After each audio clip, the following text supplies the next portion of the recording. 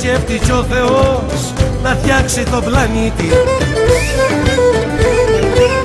Να φτιάξει τον πλανήτη πήρε πέτρες και νερό και χώμα από την Κρήτη.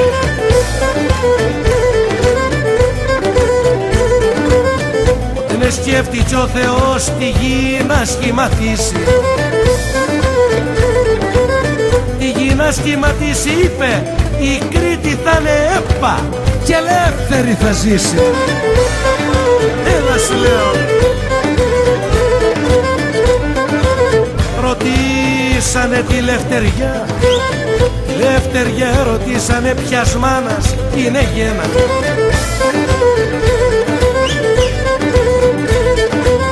Κι είπε πως την εγέννησε το κριτικό το αίμα.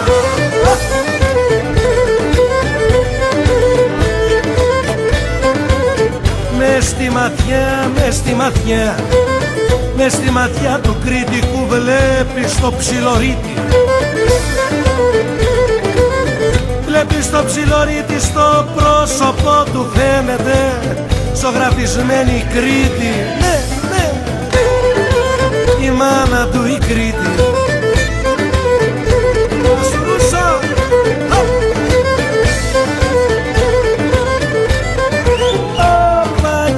Μόνο μια στιγμή στη θάλασσας να μοιάσω.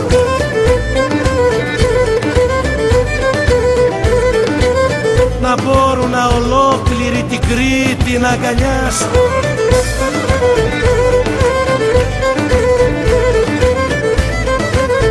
Κι όλου του κόσμου το χρυσό, όλου του κόσμου το χρυσό να στρώσω να πατήσω.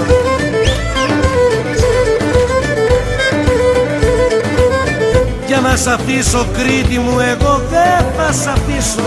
Τίποτα δεν θα σ' αφήσω.